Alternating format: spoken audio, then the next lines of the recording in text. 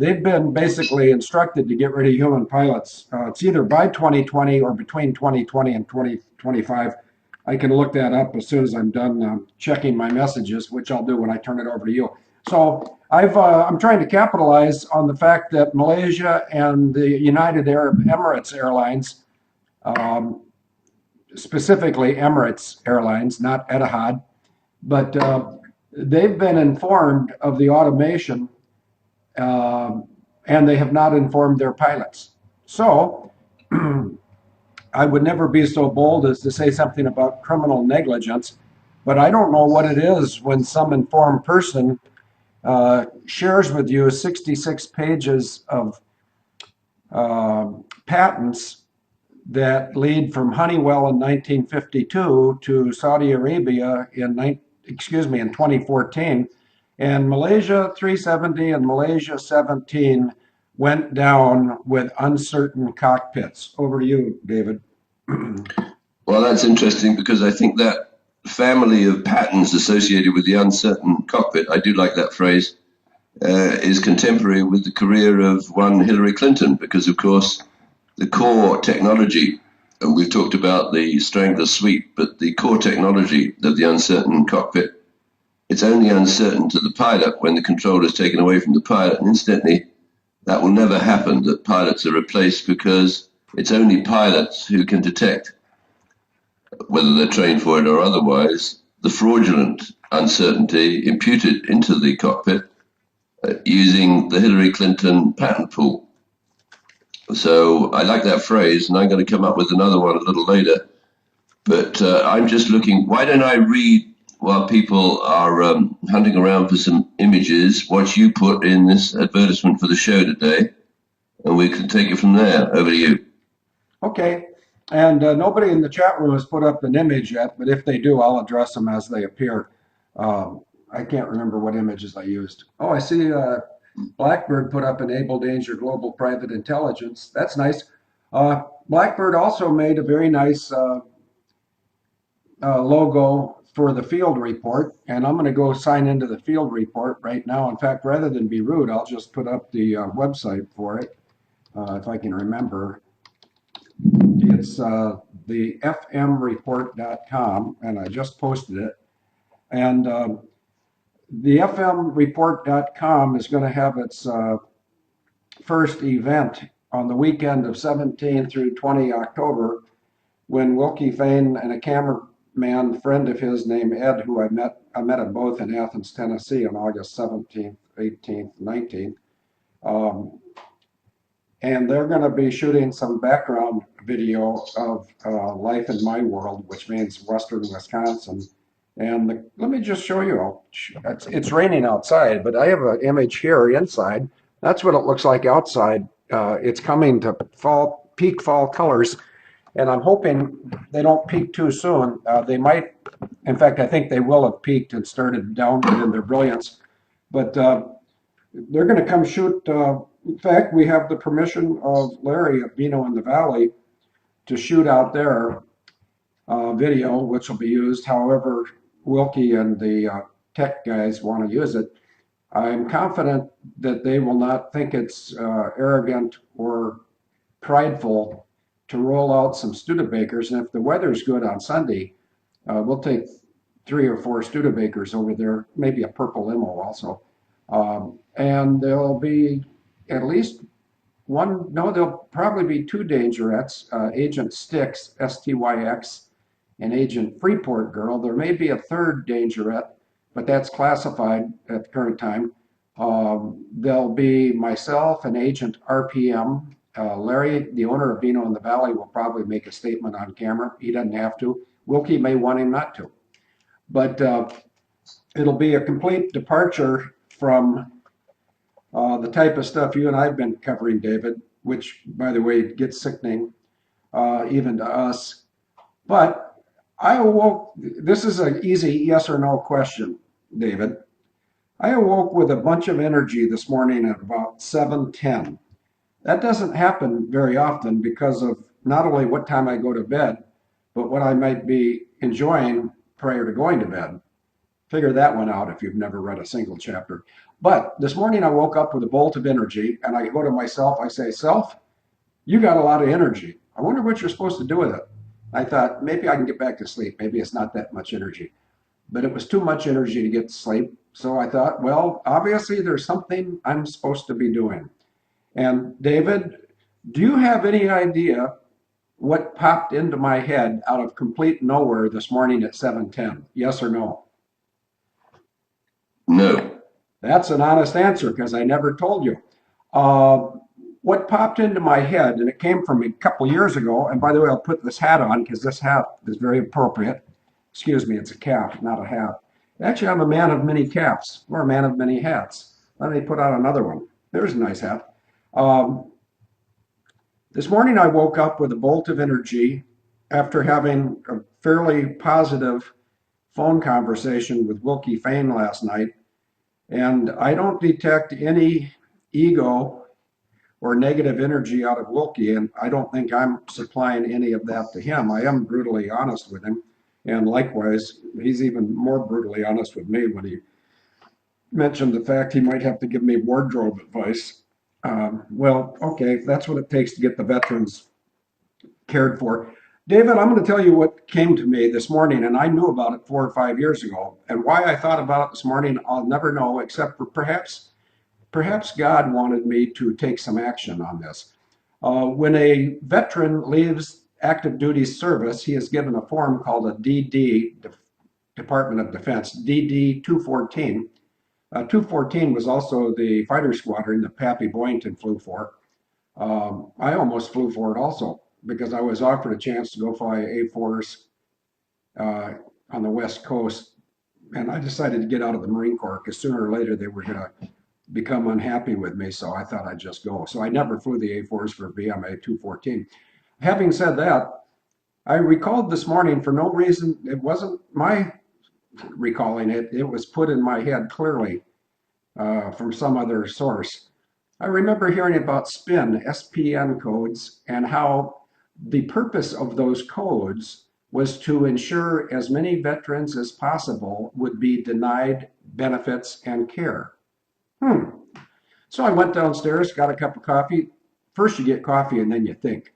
So I got my coffee and I turned on my computer and I Googled DD214 plus SPIN. The proper term is SPN, but SPIN codes, and voila, I was inundated with data about how, and this, I'm going to say this real slowly, looking directly at the camera. In the interim between the very early 40s and the 1970s, every veteran leaving active duty had a secret code on his DD 214, and these codes were never explained to the veterans. I'm going to give you a code right now, GKC. If GKC was on your DD 214, you would be denied certain benefits.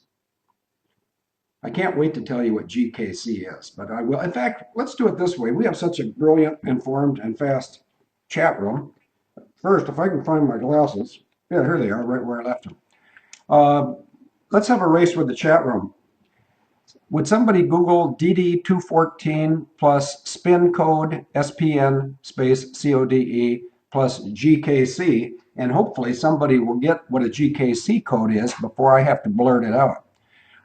But David, I went and I started researching this, and when, not if any longer, but when Wilkie and I do our first episode, I'm going to make sure that I really hammer this secret spin code deal, because these veterans today, there's 800,000 active cases of veteran benefit applications in the VA system. I believe 200,000 are active and 600,000 aren't going to see the light of day for a long, long time.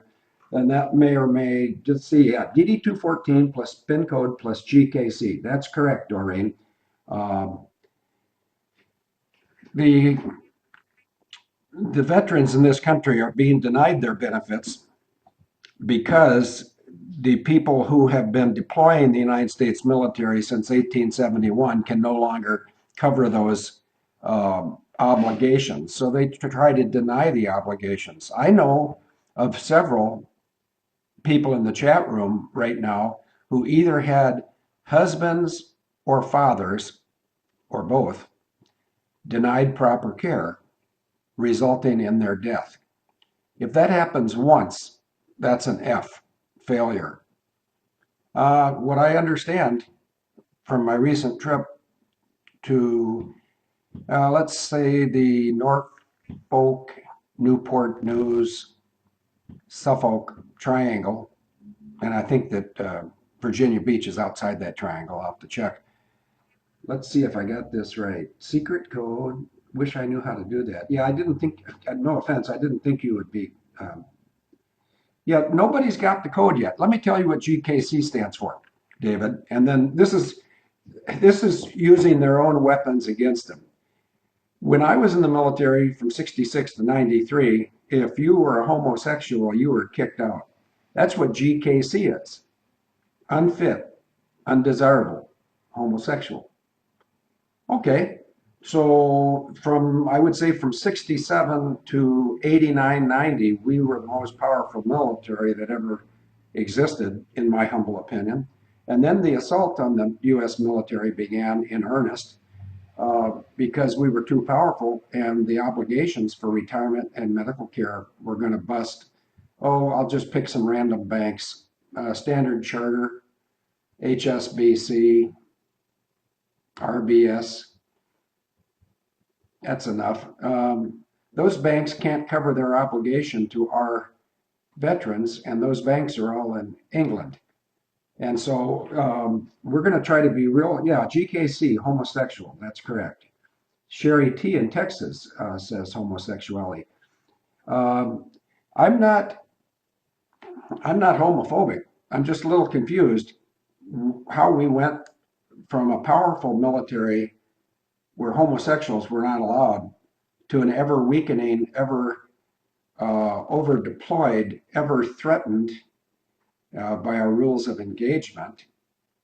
Because under this slime wad, that's the commander in chief, just in case you thought I said commander in chief, I would never say slime wad and commander in chief. I said commander in chief.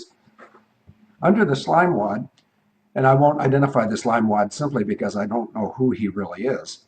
But on August 6th of 2011, 38 men and a dog named Bart died under the guidance of a four-star, that's a flag officer, either general or admiral, rank 010.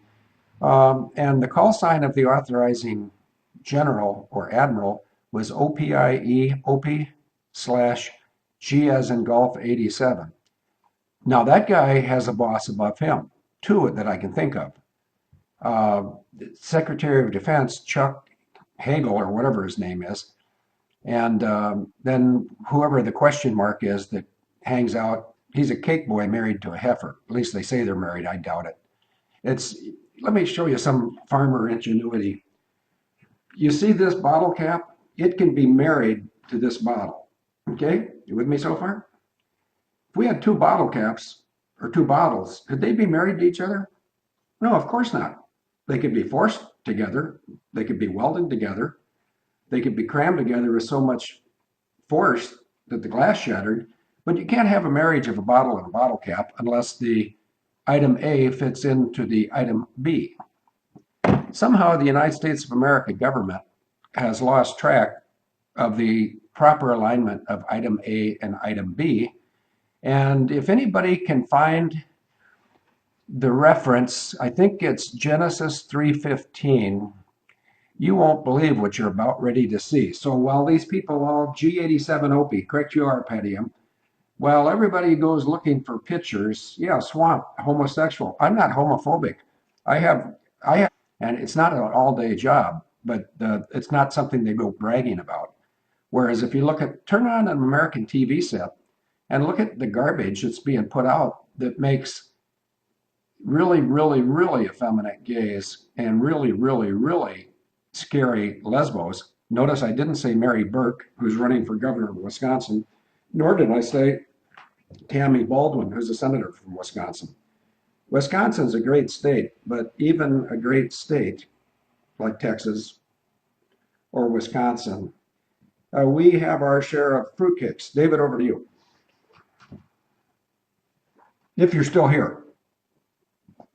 Yeah, I'm here, and it's very interesting that timeline you just mentioned, which seems to suggest that it wasn't fashionable or acceptable to promote homosexuals up to about the 1990s. And then as the Clintons came in, it became, I believe, did I ever teach you what de rigueur meant? Yes, de rigueur is French for a condition that someone who has a middle name of Roadhog suffers from. But I would not be such a, what is that word? Cad to mention it in front of ladies. But anyway, Hillary's got a really bad case of de rigueur. But how do you define it, David? Well, de rigueur means hardness. Interesting. And go ahead. No, no, no. I said interesting. I didn't know that. I don't. If anybody starts spewing French, I run, and I also reach for an air stick bag. Over to you, David. Well, it's quite a useful term to apply to these couples. And I wanted to, so I noticed down at the bottom of the homework you gave me, you have the words Boeing certain cockpit, FAA MH370. Was that a typo, or did you mean Boeing uncertain cockpit? No, Boeing. See, Boeing's not the problem. But I'm glad you picked up on that and asked me. And I bet you we have somebody from Boeing in here right now. And if that person is in here right now, I will let you know. And I won't tell you anything about he or she. But one of the people that I communicate with, and I communicate with people in a variety of countries, in a variety of offices, for a variety of airline, transportation, aircraft, construction. I'll rattle off the five that I could be talking about in some random order. Sukhoi, and I'm probably the only one in the chat room who's been to KAZAN, Russia. Embraer in Brazil. Bombardier, it's in Canada, but it looks like one of its organ grinders is in Omaha. Boeing, and I've, oh yes, ever popular Airbus. I told you I run from French science. Over to you, David. Okay, so it wasn't a typo. So you meant that Boeing, of course, tries to design what is a certain cockpit, and there are forces outside of Boeing that are trying to make sure it is an uncertain cockpit. Is that a legitimate distinction? It's very legitimate. Two things in the news today.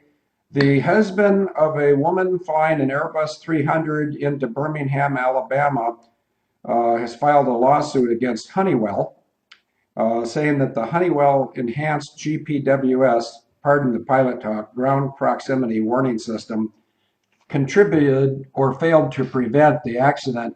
Well, they're never going to win that because the two girl pilots were landing on a runway that was 5,000 feet shorter than an option runway, and it had no precision guidance, and it had hills at both ends. In other words, that was a very poor choice. And good luck hanging that on Boeing or Honeywell. Let me stop right there and say that after I went to Malaysia and repeatedly heard some powerful people in Malaysia asking me to help them sue Boeing, I told them, well, I'll help somebody, but it won't be the guilty party, it'll be the innocent party. Boeing did not move to Chicago in September of 2001 because they wanted to or it made any economic sense. Boeing was coerced. Boeing is under attack today on the front line of, I think it's Forbes or Business Insider. Uh, there's about $14 million worth of improvements that are going to be foisted upon operators of the B737 and B777 because certain instruments are failing. And David, just stay with me for a minute. And there's a reason why I'm doing what I'm doing. It's to show you how good the information I get is and how regular the distributions of little Easter eggs are. Okay. Oh no, there's a better one. Here we go. Ah, rats. Just stay with me, David, and don't get antsy. And I try not to get antsy like I just did, where I lost the message. The reason I'm taking the time to find this message is not simply to thank the person that sent the message, but to scare anyone who's trying to hurt Boeing or Sukhoi. And I say Sukhoi because they use some Boeing stuff. Older model airplanes do not have as much shielded wiring and equipment as the new models do. Let me interpret that. In today's news, 737s and 777s are being recalled to have $14 million worth of new hardware and maybe some software, but certainly hardware put in the cockpits. Notice I said 737, 777. The 787 and the 747-800 don't need these improvements because they have higher shielded ratings on their wiring. And the threat to these older generation aircraft, not just Boeing, but any of the older generation aircraft, see these little things? These little things and Wi-Fi communication devices have the potential to make an instrument blank out right when you don't want it to blank out. So I think people like my sister and Hillary Clinton should get the blank out of aviation and let's restore safety, let's restore Boeing. And I join with Delta Airlines, Hawaiian Airlines, and this is a rare bedfellow for me, but Airline Pilots Association, those three companies and myself are suggesting to the United States government that if you're going to give bonus money to non-struggling airlines like Emirates and Etihad, if the XM, that's EXIM, Export Import Bank, which just got 15 more months of funding from the feds in the last 96 hours, I'm guessing, all that money that the feds are committing to loans for aircraft purchases are only available to foreign carriers. And the world's leading airline, which I'm retired from, Delta, they can't get those sweetheart deals from Boeing. And it appears to me that in addition to being a very strong and lethal advocate of veterans, for instance, spin code, I may well be one of the best witnesses Boeing could ever have, simply because I think I'm the only pilot in the world that sued Boeing over the Boeing uninterruptible autopilot.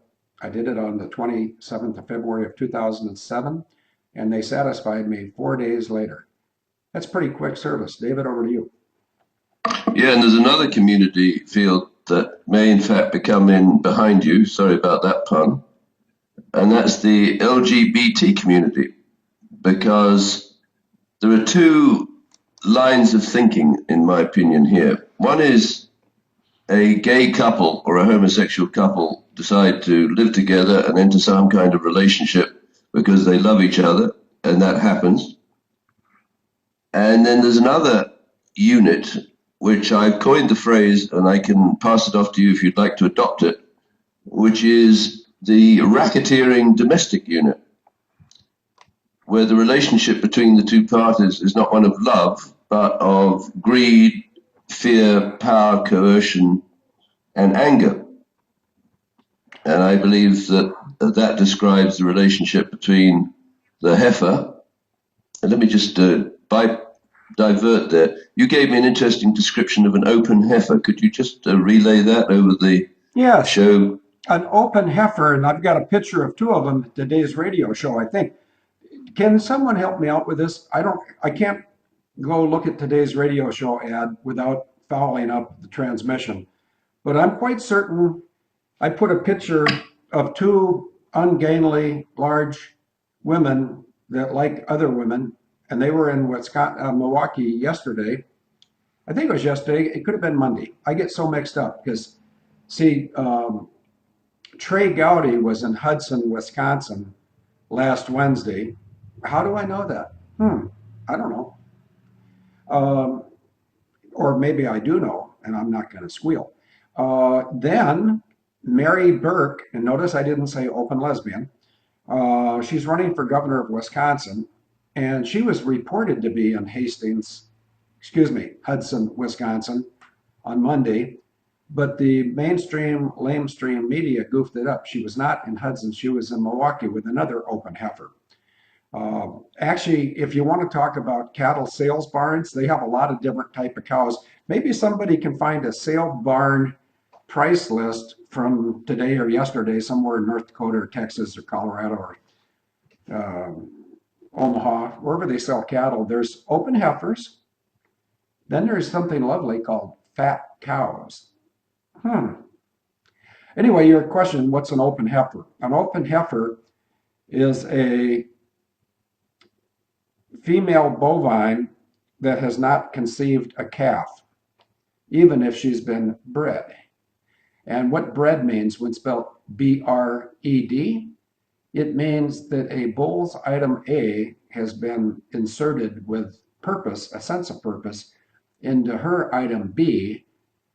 The sufficient stirring has occurred and she should be settled. Settled. Okay, well, an open heifer is one who's been bred but has not settled. Why are we wasting everyone's time talking about this? Well, there's a pair of, well, are they open heifers or are they fat cows? Notice I didn't say anything at all about who they are. It's just a picture of some really unattractive women. And unattractive women in Chicago, let's say if they look more like a black Angus than a British white bovine, well, then they would be called a heifer. And if they're forcibly attached to some male who's a little light in his loafers, like Cake Boy. In fact, let's see how powerful Abel Danger is. I wonder if anybody would go out and just Google these 4 items. Cake Boy plus heifer plus Abel Danger plus chips.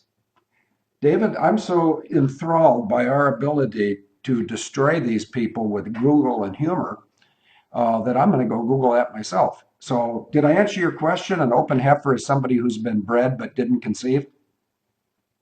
Absolutely, Field. And the metaphor breaks down because the animal on 4 legs is an open heifer.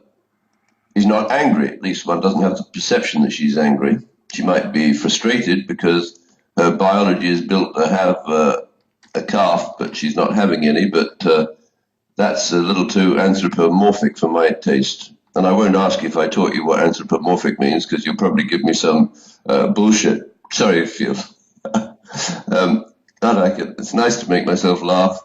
Now, where was I? Yes. You don't make me laugh. You make me question why I haven't sought better help over the last 8 years. Right, yes, understood. Now, so the key about the heifer in the sense of the Down Low Club in Chicago is these are angry heifers. They're bitter, vituperative, mean, nasty, lying scuzbags, and they happen to be females.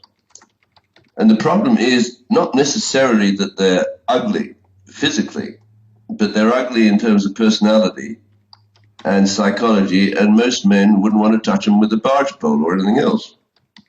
So these women are frustrated and they're angry, and many of them, they want revenge. And what the people that they blame, or the people they're told to blame, is the white heteropatriarchal male, someone like you, right? So when I said a little earlier that the LGBTQ, lesbian, gay, bisexual, transgendered, and queer community might come in behind you, if that's a safe place for them to be, the problem, of course, is that they are being manipulated. Because I believe from some experience that this is a community that is quite vulnerable psychologically. They sometimes don't want to come out. And this radical homosexual community is telling them, you must come out. You must tell us everything that you know about the homophobic community so that we can punish them and marginalize them. And one of the targets that has proved most effective in terms of being marginalized is your veteran community, Phil.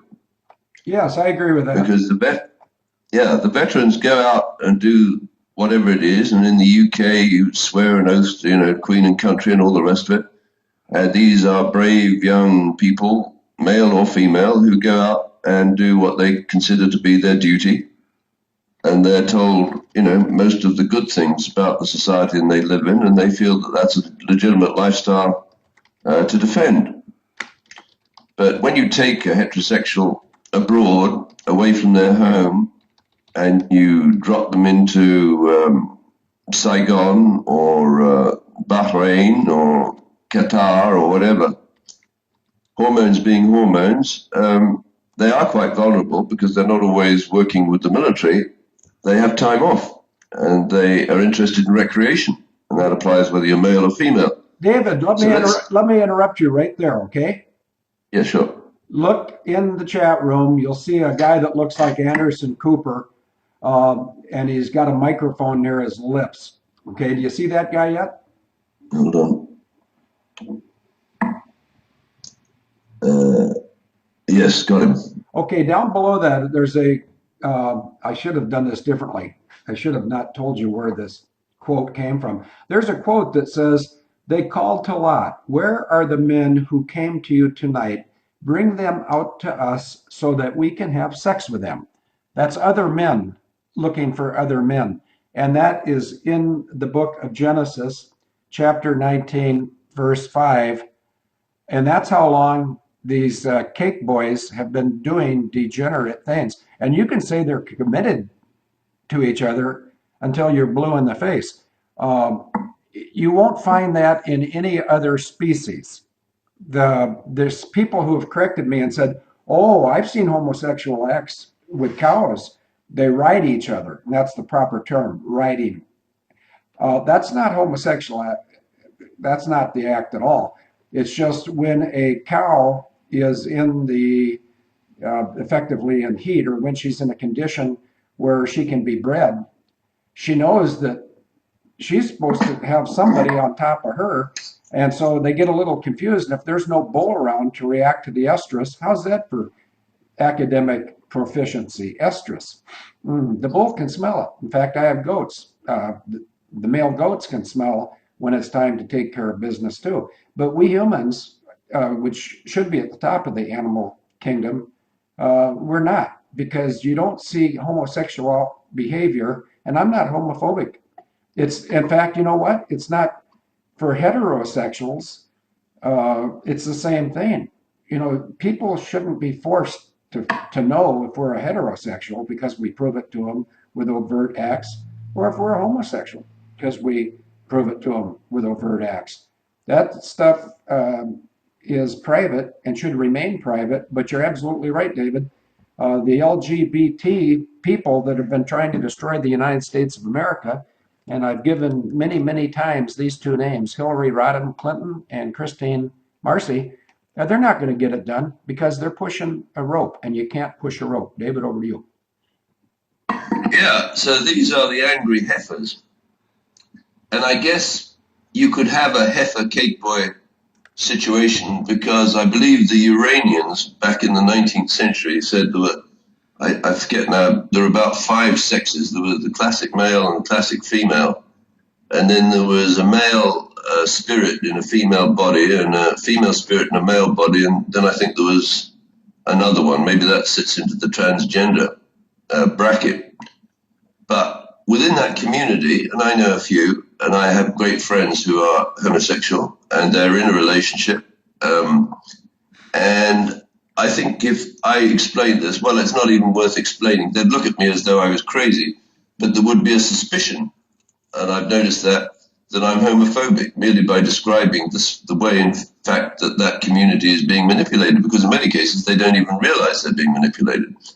Now, if what people want to Google this ridiculous word diversity and the genuflections made thereof, the kneeling and worship of diversity, what you see is the kind of logic that your sister would propagate in her small business administration, that it's vitally important to make sure that LGBT-owned companies, small companies, get a fair crack of the whip, if that's the right term, in terms of government contract. So what your sister did, and I believe she was the most active protagonist in the 90s, was to make sure that the class of small businesses, which also include disadvantaged veterans, incidentally, Phil, that the class of small businesses owned by lesbians, gays, bisexual, or transgendered got significant amount of set-aside loans to engage in projects for the major mentor defense contractors like Boeing. So coming back to Boeing being targeted, absolutely. The Boeing directors were forced and extorted and blackmailed by members or affiliates of the Down Low Club in Chicago to move their headquarters from Washington State to Chicago. And there they walked into a trap. Actually, the trap had been set many, many years before.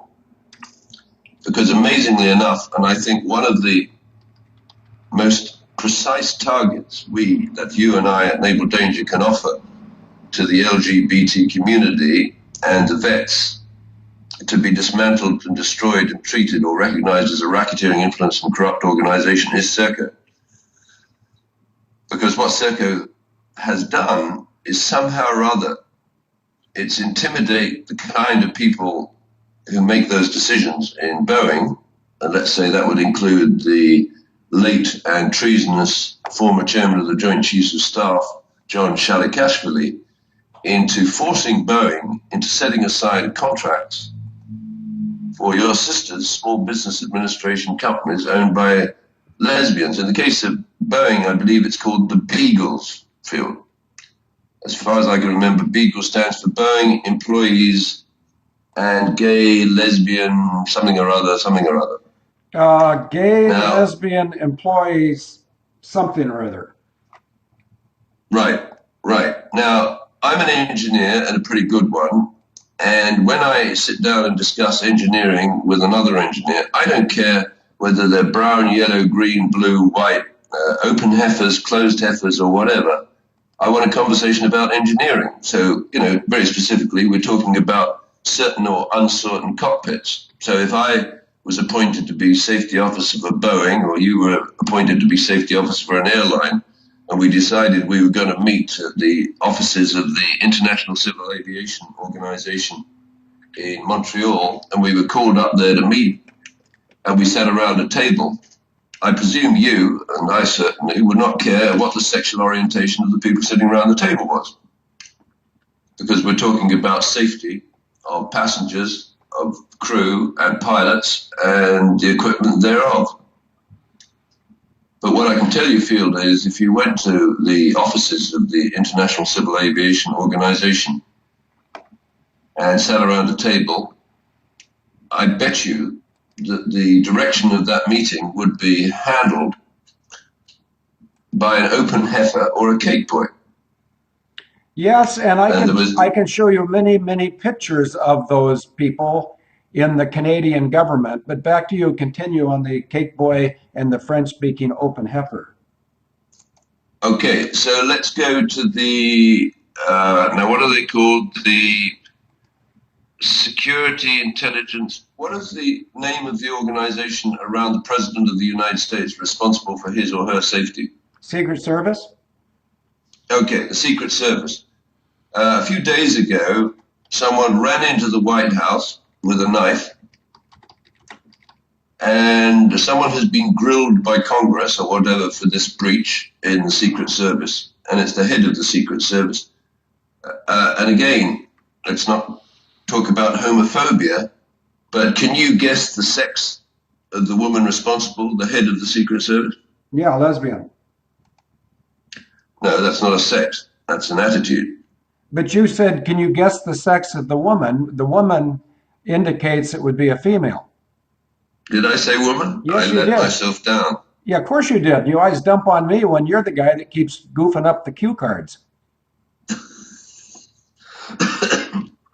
Okay, yeah, it's a woman, and she's very upset, and she was basically replying in a monotone, and the stuff that you try and project onto me, yes, no, or whatever it is. But basically, from my reading of this, what I briefly looked at in the morning paper, this woman is beyond incompetent, but she's a woman. So the knee-jerk heifers and cake boys in the White House have obviously selected him. Now, could you remember that episode was it in Colombia, where the Secret Service, they all got a bunch of hookers into their hotel rooms, and they were set up by that dyke who was walking beside Obama's presidential car in the election inauguration ceremony. What's her name? Paula Reed.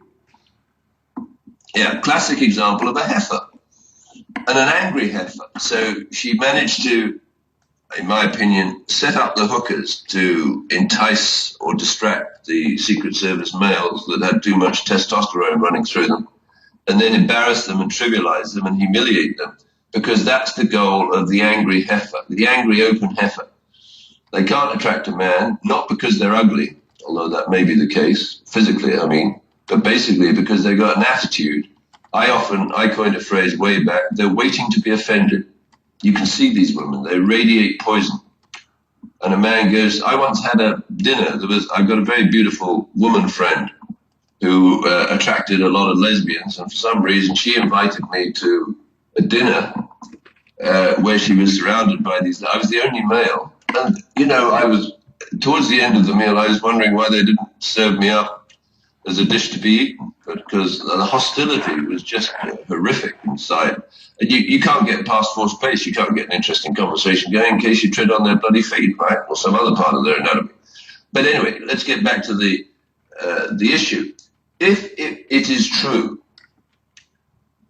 albeit the terminology has changed over centuries, that there is such a thing as a racketeering domestic unit where a couple of the same sex, or one that is a homosexual and the other one is just plain ugly in spirit, come together for purposes other than love, I suggest to you, you have the potential to manipulate society with these racketeering domestic units. And I would say one of the most powerful racketeering domestic unit that is absolutely fundamental to the destruction or decay of the Republic is Your Sister with Eric Marcy, for a number of reasons.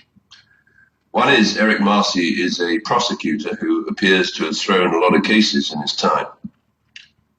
And Your Sister, we've covered her extensively about how much power she had. And I can't believe that the relationship between those two is one of love. It's not. It's self-interest. It's not. She's a belligerent bovine, but keep going. Yeah, well, she's an open heifer or a malignant heifer or whatever. Fat cow. Fat cow. What's that animal on the chat room? Which one are you talking about? Well, there's one, the picture that's just gone up. Vanishing Point put it in. That's a bovine. Oh, is it? Yeah, it's some form of a cow. All right, okay. Back to Your Sister. It looks as though Your Sister and her prosecuting husband, Eric Marcy, learned of a technology known as PROMIS, which is Prosecutor Management Information System, which is everything that the prosecutor needed to put together to put a case in front of a court and a jury and a judge in order to get a conviction. And Your Sister and her crony husband, Cake Boy, looked at this technology and said, hey, if we could get that database of all of the information the prosecution needs to get a conviction and put it in the hands of the defense lawyer, we can actually engineer a takeover of the Department of Justice by inserting or embedding criminals all the way up to the top. And when you think about it, you can't get much worse than what appears to have been a pedophile lesbian, Janet Reno, as the Attorney General. Or this clown today, Eric Holder, has announced his resignation under pressure from Abel Danger. But the power of a racketeering domestic unit, particularly a matrix of racketeering domestic unit, is huge, because you will never probably, and I'll have to touch on that little in a minute or a moment. The power of the racketeering domestic unit is the fact that these two parties are welded together by fear and hatred. And the fear is based on if the other party exposes the first party to what they've done, for example, to a child in a homosexual relationship with that child. And you can see that probably neither of the parties is ever going to reveal what they've done, either criminal or consensual sex or whatever if it risks exposing them as pedophile abusers, because society is very unforgiving of that, particularly societies in the jail system, as your sister would understand exceedingly well. Because, as I understand it, a pedophile in the jail system has to be kept separate from the rest of the community, the heterosexuals, because they'll kill him or her. Now, I see somewhere further up the chat room, someone has said men have slept with men for centuries or forever. Well, so have women slept with women. Okay, wait a minute. I didn't see that. Who made that comment? I forget who it was, but it's further up the chat room. Just because people have done something forever doesn't mean it's right. I'm trying to avoid value judgments as to whether it's right or wrong. I'm just trying at the moment to stay with an observation that men have slept with men for centuries, and so have women slept with women. In most societies, but very interestingly, with the exception apparently of one, that's frowned upon.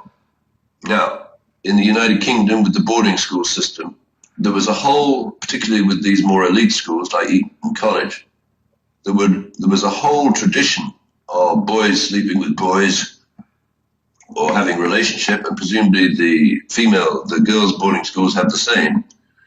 Now, many of these people would have gone on to, and I have a friend who was gay, very nice guy. He went to Oxford, I went to Cambridge, and he came and visited me, and he wondered if I was still heterosexual.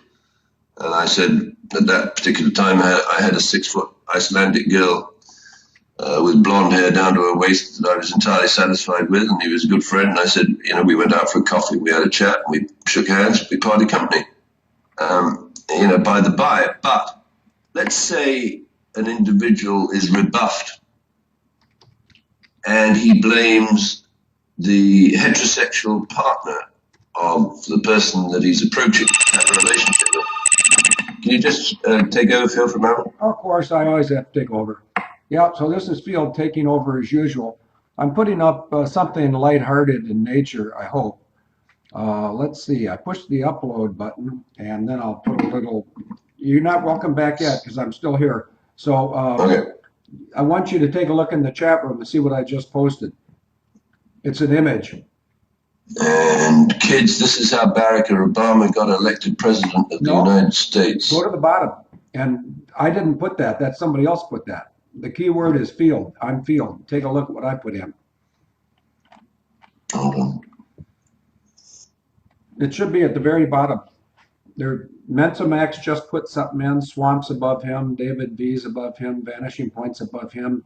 And then there's Field M. Call Cali Secret Service. More bang for your buck. Is that what you put in? Yeah, because you had asked about the Secret Service and the prostitution and Paula Reed. And I thought I could put a picture of Paula Reed in, but then everybody would have projectile vomiting unless they happen to like, cantankerous, radical lesbians. And it almost sounds like we're homophobic. We're not. I could care less who does what to whom. But when you're doing it to the United States of America and you're doing it to children, then you have a problem with some of us. David, over to you. Yeah, that's it. And that's why I hope that there'll be a pickup on this term radical or racketeering domestic unit, because the purpose of bringing that unit together is not for the purpose to propagate a relationship, even if it's between two individuals. It's to empower each through criminality to deceive the people around them and use leverage and coercion and extortion and blackmail, particularly where children are involved, to get each promoted to the highest level possible, way beyond their level of competence. And I think it's hard to imagine anyone less competent to occupy the Oval Office in the United States than this clown Obama. But that's by the by. His agenda is much more basically dangerous because it's not really a function of his intelligence or his competence or his ability to do anything constructive.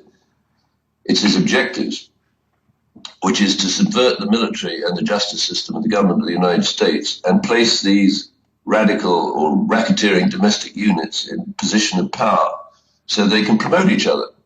Now, let's go over to Syria and Iraq and those benighted countries that are cursed with the most appalling cruelty that is, it's worse than medieval. I mean, as I understand it, and maybe exaggerated by propaganda, you're getting people crucified. There are women coming out from the United Kingdom who are sent out, who have been hired and groomed to run brothels where young children and girls are forced to service the heterosexual men and presumably the homosexual women. Now, if that's true, it's, I think they called them in Japan the comfort women. There are crimes there that are almost beyond our imagination, but they're not typical, I believe, of a homosexual relationship where, whether we choose to pass judgment or not, a loving male and a loving male live together in harmony, or a loving female and a loving female live together in harmony. And like I said, who am I to judge? They're welcome to do it. I think Trudeau, who was an idiot, but basically he said something intelligent, is that government has no business in the bedroom of the people. But the racketeering domestic unit makes it its business because it loathes and despises heterosexual marriage with children. And in fact, Karl Marx, and remember, Karl Marx was a British agent from very early on, he said, abolish marriage. Even the most radical flare up at the infamous suggestion of the communists. So you can see that the bulwark or the foundation of most states around the world that have endured over decades or centuries is a heterosexual family where the children are raised with the values of the parents to fulfill the role as seen by the parents to be good citizens. And that model is recursive. It continues from one generation to the next. But there's another group outside that, that is to say the lesbian, gay, bisexual, and transgender, that I think now society is matured to accept those relationships. Again, it's not the job of the government to get it into the bedroom of those people. So we can set that group aside. But what has happened there, of course, is you have this very vulnerable, I'm talking about vulnerable to blackmail and extortion community that has to eventually come out to a certain extent and tell their parents or their friends that they're gay, and they develop a level of acceptance. But the radicals and the excuse me, the racketeering parties, they say, hey, here we got an individual, and we can tell him or her that she's not being promoted to be general or head of the Secret Service or the President of the United States because there's a bunch of homophobic heterosexuals out there. And for a certain number of people who are not confident of their own ability, that will be very persuasive. So if you go after that group and you say, as apparently the Down Low Club in Chicago did, is I can take a young, doesn't have to be black, but apparently that was the most common, a young black gay man, and pair him up with an unattractive, difficult to handle female. So classically, that would be Barack Obama and Michelle LaVaughn Robinson. So you put those two together, and the handlers, because this is manipulation on a global scale, the handlers watch this couple and they see if they have the street creds and the necessary hatred and anger to be welded into a racketeering domestic unit that then can be promoted and promoted and promoted again, and ultimately, in the case of those two, put them in the White House.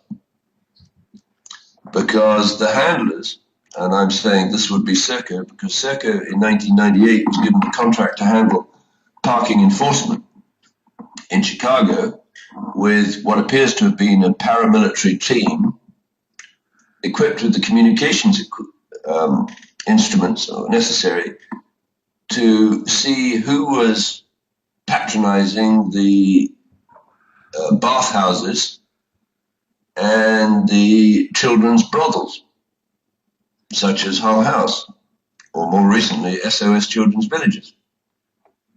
And you can see that that would be a very powerful set of pictures to have, plus the DNA evidence inside the building itself, to hang as a sword of Damocles over someone who might have been heterosexual or normal until they'd got drunk or drugged one night and got entrapped in a situation with something they might have bitterly regretted, but ended up basically handing over the rest of their careers to the individual that possesses the pictures. So I think from a very early age, Barack Obama was groomed for this career, because at 7 years old in Jakarta, he was given a male cross-dressing prostitute called Turdi to teach him the techniques, apparently, of entrapment. Now, 7-year-old kid, what do we say? Is he guilty? I don't know. He's a victim, I think, of the first order. But nonetheless, as he came of age, and there are always an infinite number of role models that he can follow, and he can read a bit, and he can make his own decisions. But this kid was basically suckered into this business, if that's the right word. His mother was a pedophile pimp. He visited her in the Lahore Hilton in 1981, and incidentally, I believe he was sent by Serco, because Serco was in a position back then, it's been in this game for about 50 years, maybe back to the Second World War, of setting up passports with a bypass tag. That is to say, there was a very, very efficient forging service run by British intelligence in the Second World War to set up agents with passports and papers that would allow them to get into occupied territory. So this isn't something that's just happened overnight. But it turns out that Serco was the company that was basically inherited that knowledge and would have sent little Barry Spataro to the Lahore Hilton in Pakistan to complete his education as a cake boy entrapment specialist. So anyway, he eventually ends up in Chicago. So you've got this homosexual gay man who's never done a day's work in his life because he's basically been sleeping around and hiring himself out. So he comes into this Trinity United Church of Christ, and that's where the Down Low Club is. And my guess is the Down Low Club is a artifact of Serco. That is to say, they set up the homosexual bathhouses and the pedophile brothels like Hull House, which has been in business since 1889, and then blackmails and extorts the various parties, male or female, and tries to create these racketeering domestic units that can be promoted and basically result in the takeover of the white heterosexual society that was the United States of America, with a racketeering domestic unit that is corrupt all the way into the Oval Office. So you've now got this incredible deployment, probably 30 to 40% of the chain of command of this Islamic State organization is British, with a sprinkling of Americans and Canadians. So the mens rea of the organization is actually as well qualified to attack American targets as any organization in the world, in Syria and Iraq. And brilliantly, of course, what they did with Serco, or what Serco did, is it took over the administration and operations of the air traffic control tower in Baghdad and the air traffic control tower in Dubai, where I believe you said Dubai has the biggest fleet of Boeing 777-200ERs. Now, what that gives you, together with the creation of the outsourced contract for FAA contract towers by Clinton, it puts Serco in the position for man-in-the-middle attacks on every plane that's flying today, and the conversion of a certain cockpit controlled by the pilot to an uncertain cockpit where ad hoc waypoints are imputed into the plane and it flies along a path without the volition and consent of the pilot into an area where the ground is controlled by, wonderful phrase, experts of unknown provenance field. So down on the ground in East Ukraine, where MH17 crashed, before it crashed, there was a reception committee made up of guys with nice new uniforms and face masks, so they didn't have to smell or take in too much of the corruption, and what appears to be a fixed number of body bags, like, I don't know, 290. So the job of the people on the ground was to make sure that the evidence of the conversion of the plane from a certain cockpit to an uncertain cockpit without imputed ad hoc waypoints was removed from the crime scene. So investigators, and they weren't counting on Abel Danger, would not be able to prove that the plane had been hijacked electronically, and they could accuse Russia and so on of shooting it down. But their cover is blown. So I like your phrase uncertain cockpit, and I do believe if we can combine uncertain cockpit and racketeering domestic unit, we might have a nice combination. Over to you, Phil. Well, that's what I'm here for, is I combine things. I'm a joiner. David, watch how fast someone in the chat room gets this right. This is a question to you, and you have no way of knowing the answer that I'm aware of. Do you believe there might be an airport in the United States of America whose code is RDU? And the RDU is your term that you've coined today, domestic unit, racketeering domestic unit. Do you believe there's an airport that has a code of RDU? It could be. Okay, let's try it. Yes or no. Do you believe, yes or no, that there is an airport named RDU? Yes. You're correct. Do you have any idea where it is? No. Raleigh, Durham, North Carolina. So if I ever finish chapter 4, I'll make sure that the two heroines, one of the heroines has never been used as a dangerette before. Her real name is Agent Shapeshifter, but because of the extreme danger in chapter 4, when we go to RDU, which is Raleigh, Durham, North Carolina, and then we're going to backtrack into Charlotte, North Carolina, and find out what's really going on in Charlotte that's so profitable. But we don't want to blow our cover by going to Charlotte, which is CLT. CLT, that's pretty close to something else, isn't it?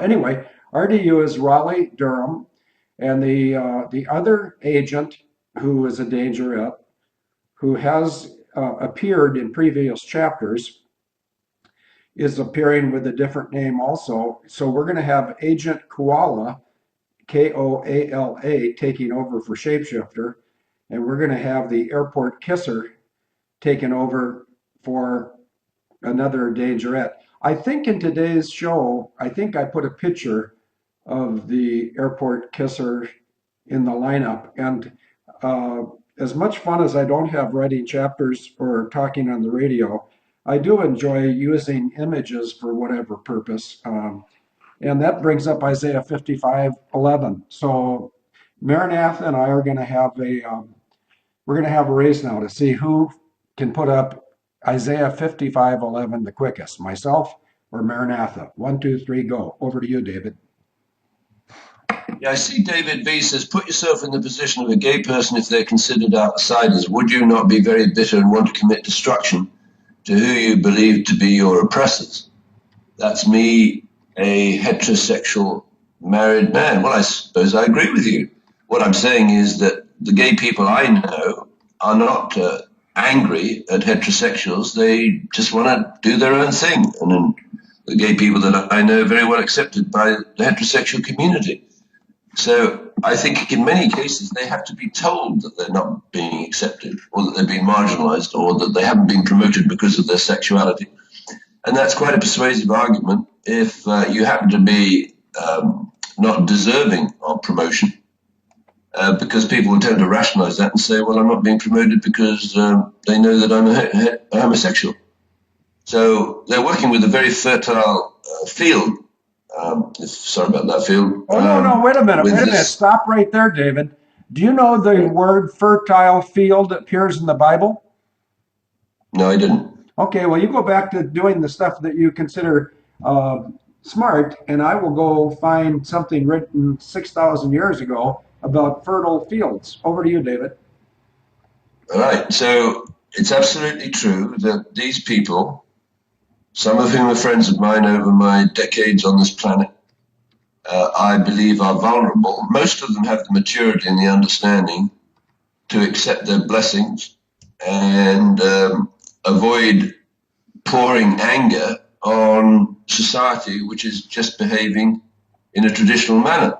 because it's not a form of relationship that's generally been accepted, and perhaps it should, but I don't want to go there. The point is whether or not such individuals can be manipulated into ending up hating. Now, this isn't just hate, because it turns out that to be recruited into the Islamic State organization, you have to agree to be sodomized by the recruiter. But it's not a two-way street. That is to say, you can't turn around and sodomize the recruiter. He gets, what do they call it, droit de seigneur. He gets the right to sodomize you, but you don't have the right to sodomize him. So this is perverse. So I imagine that what happens is these guys, they're sent out from the UK. They've got their passport bypass tags supplied by Serco. That is to say, either a tag inserted in the passport or on their ankle allows them to present themselves at immigration with the passport, and the passport reader recognizes that they've been tagged as someone to let through without any further inquiry. And if you look at the people going through the checkpoints on 911, and I don't have it in front of me, it looks like there was a front person going, I think this was near the Dulles International Airport or at the baggage screening. There was someone who passed through and appears to have given a signal to the baggage checking that the next person behind them, which was the hijackers, should just pass through. So that mechanism of a bypass passport tag was very old established, probably dates back to the Second World War in whatever form. And of course, Field's sister, as the senior counsel for the detention and deportation program of the Immigration and Naturalization Service, with her own private airline, Serco, by, I would think, the end of the 90s, she had brought in or placed, how shall I put it, racketeering domestic units right across the American government, in the Justice Department, Commerce Department, Transportation Department, in the military, in the Marshal Services, etc., because she and her cronies wanted to overthrow white heterosexual heteropatriarchy. Now, going back to Serco, Serco had the instrumentation and the technology. Let's just count on the fingers of one hand what they would have had to have had in order to have any chance of pulling off the overthrow of the government of the United States by force. They had to have access to the Boeing uncertain cockpit, in Field's words. Well, that's no problem, because Boeing, over the last 7 years, gave the Supplier of the Year award to Boeing to Serco. So Serco, certainly well before that, would have got in a position where Boeing had been extorted into outsourcing its command, control, communications, computers, intelligence, surveillance, and reconnaissance to a corrupt British company, effectively putting the world's largest manufacturer of civilian and military aircraft at the disposal of the investors in Serco. Who are the investors in Serco? Well, one is the Teachers' Pension Fund, which provides management for Barry Svitoro's retirement benefits, apart from everything else he extorts from the United States government, the Republic, and the citizens. Let me stop you right there, David. Go ahead. Who do you think gets a better retirement? The President of the United States or the Speaker of the House? Don't know. I didn't either until yesterday. The Speaker of the House, which currently is the guy from Ohio named Boehner, he gets about 235. I think that's the number. So watch how good our chat room is. Somebody will Google retirement for the Speaker of the House and retirement for the President, and you'll see quite a large disparity. So if the federal government is run like a plantation where you give more pay to people who do more harm, good example is the Airline Pilots Association, which is supposed to do everything they can to enhance the safety of the traveling public.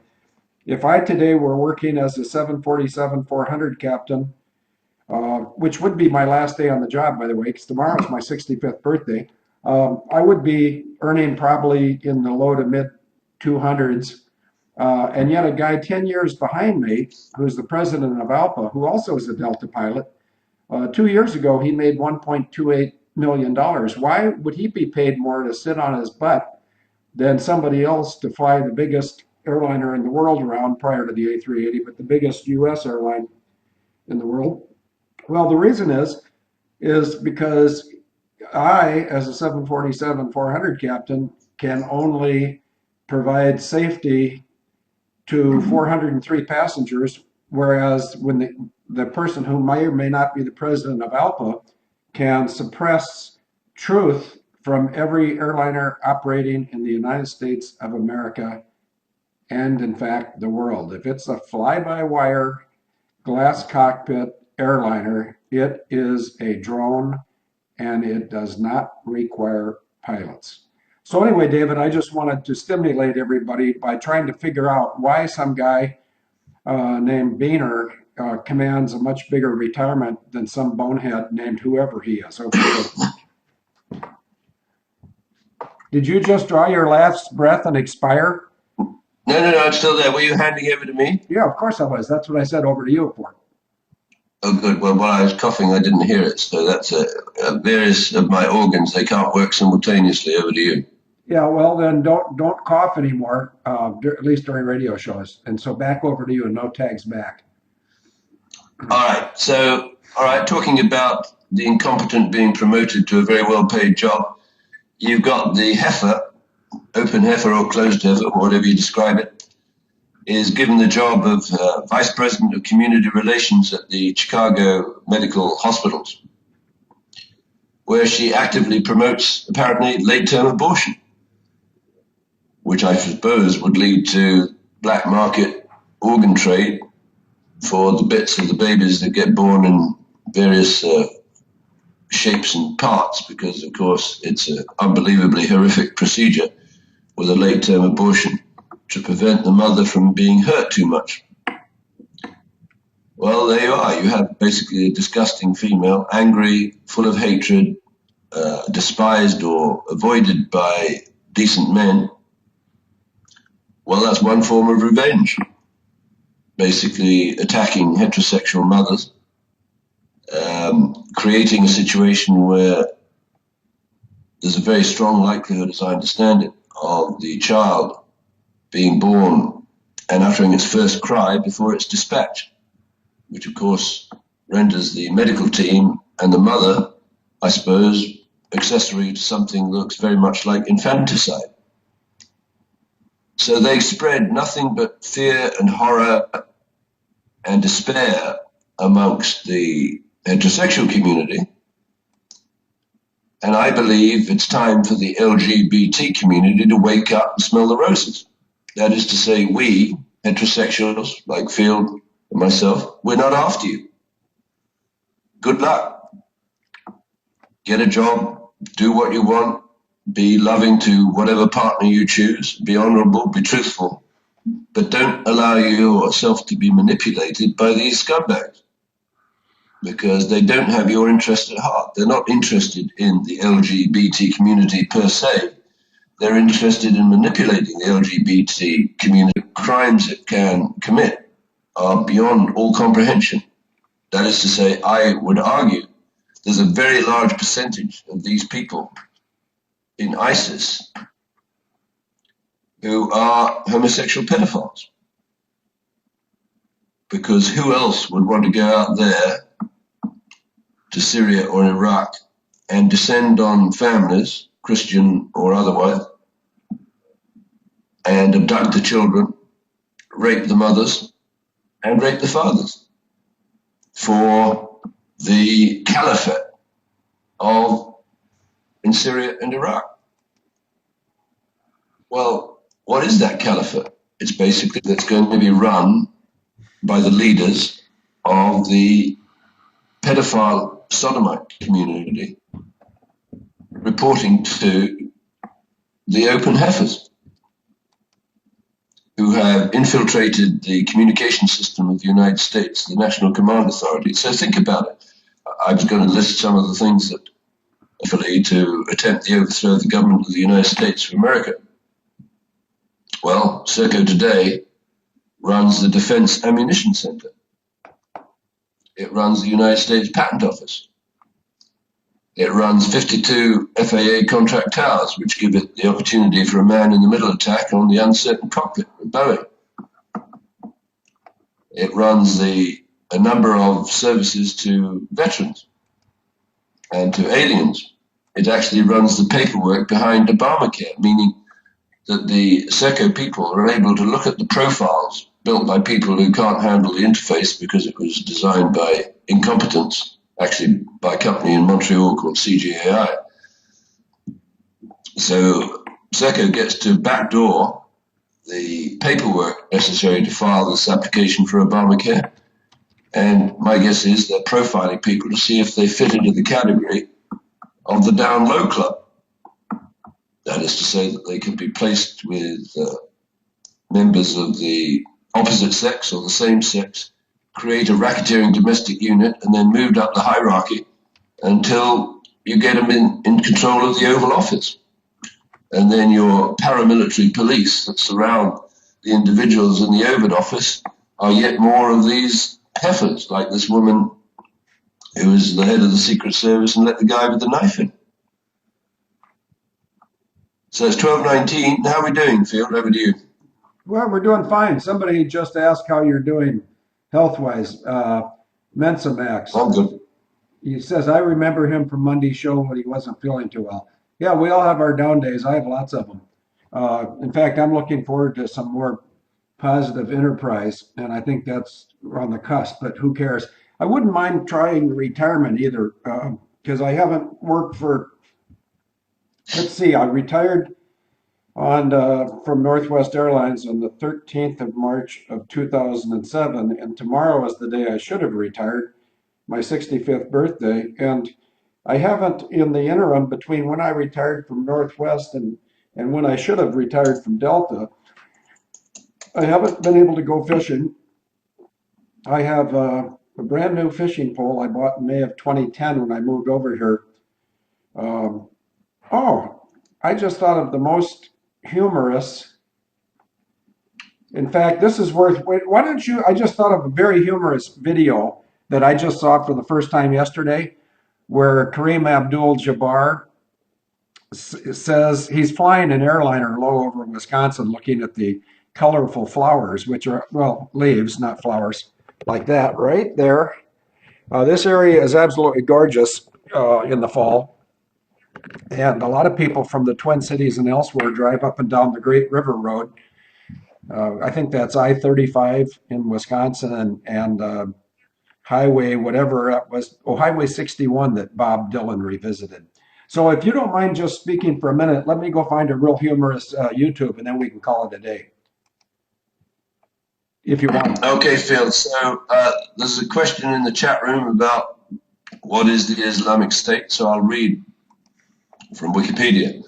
The self-designated Islamic State, IS, which previously called itself the Islamic State of Iraq and the Levant, or ISIL, or the Islamic State of Iraq and Syria, ISIS, and is also known by the Arabic acronym Daesh, is an unrecognized state and a Sunni jihadist extremist group active in Iraq and Syria in the Middle East. And that's bullshit.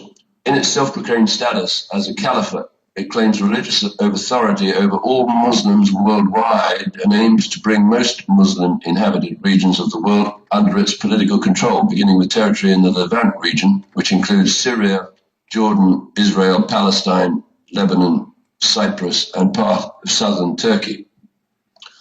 All war is deception. It is not a Sunni jihadist extremist group.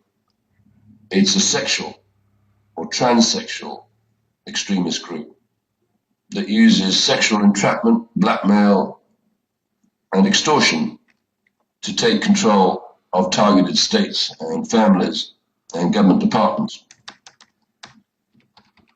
And if people would like to Google the Levant Company, they will find that was a British company or English company formed in the 16th century to trade with the Middle East.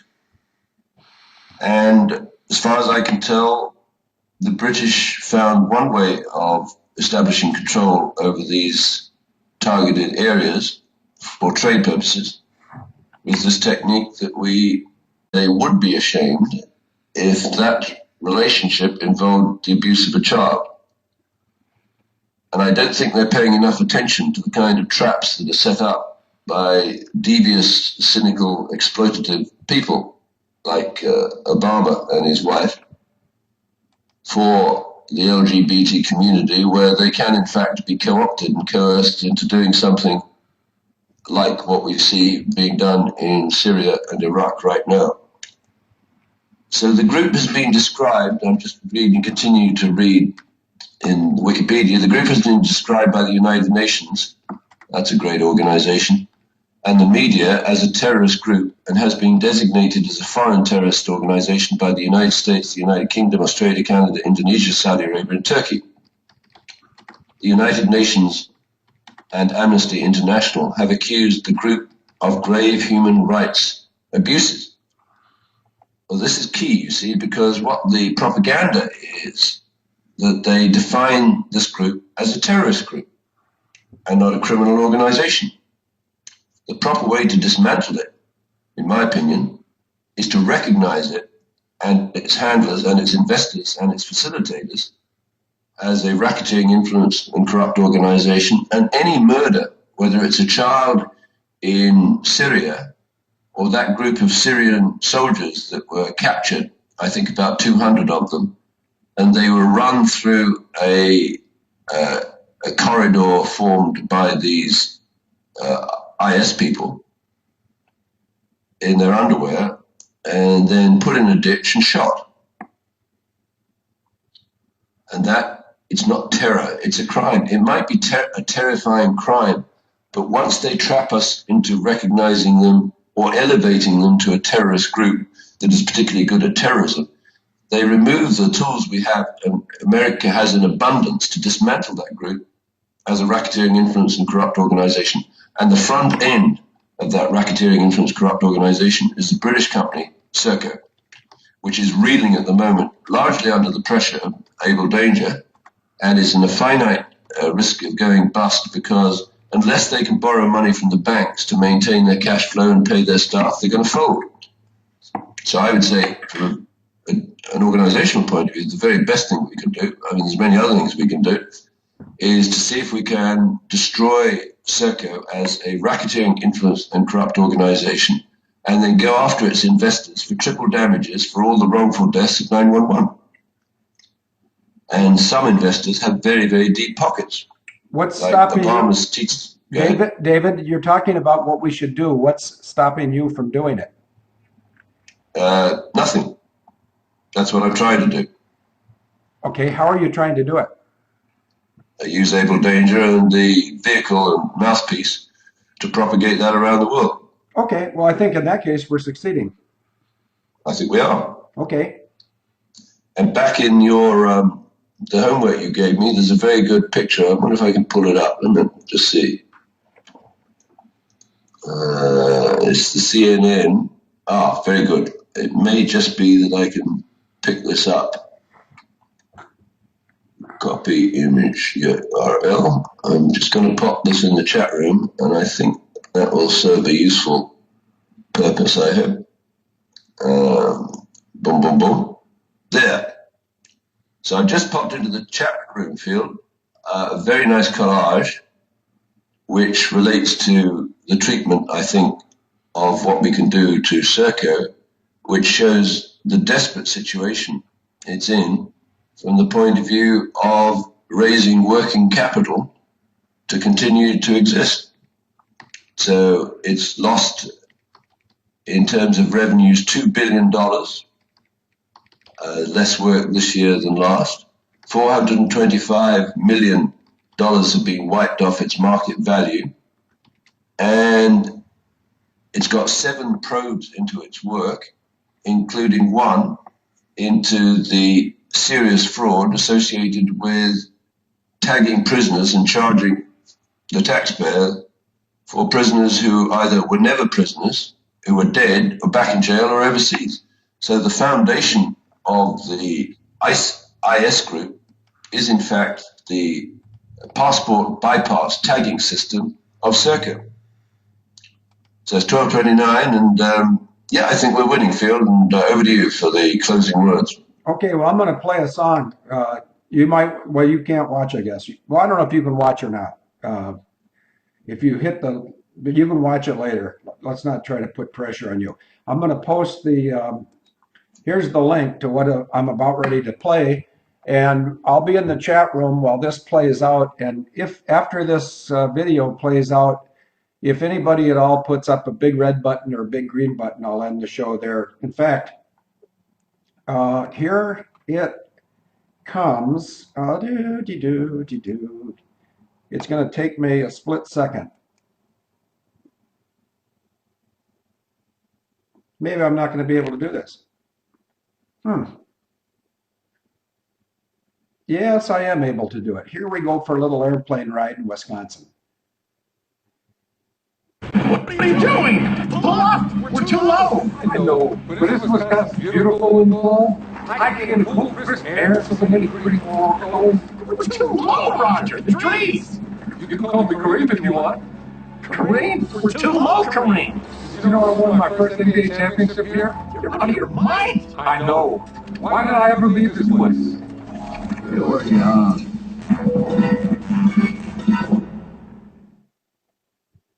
Could you hear that, David? I think David's gone. And I'll go back here and I'll be looking for the big red button to get this over. David, if you're here, say something. If you're not here, say I'm not here.